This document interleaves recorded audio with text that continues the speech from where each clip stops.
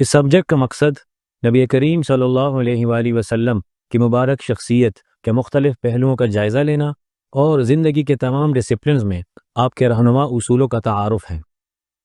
قرآن مجید میں اللہ تعالیٰ ارشاد فرماتے ہیں، اعوذ باللہ من الشیطان الرجیم، لقد کان لکم فی رسول اللہ اسوۃ حسنہ، لوگو تمہارے لیے رسول اللہ صلی اللہ علیہ وآلہ وسلم کی زندگی میں ایک بہترین نمونہ موجود ہے۔ نبی کریم صلی اللہ علیہ وآلہ وسلم کی ذات مبارک، آپ کی شخصیت اور آپ کی سیرت ہمارے لیے زندگی کے تمام شعبہ جات میں ایک مشعل راہ ہے۔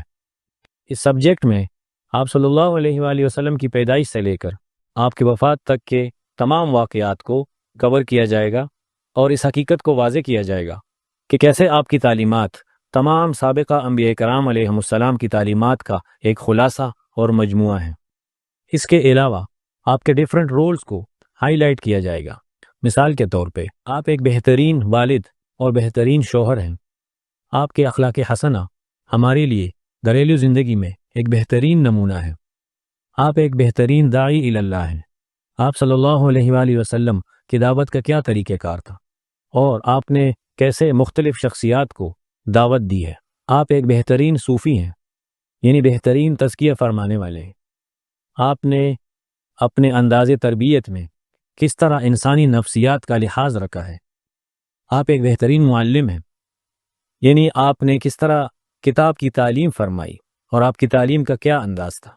آپ ایک بہترین سیاستدان ہیں، یعنی آپ کی سیاست کے رہنما اصول کیا ہیں اور آپ نے کیسے بیک وقت مشرکین اور منافقین کے حوالے سے حکمت عملی اختیار فرمائی تھی۔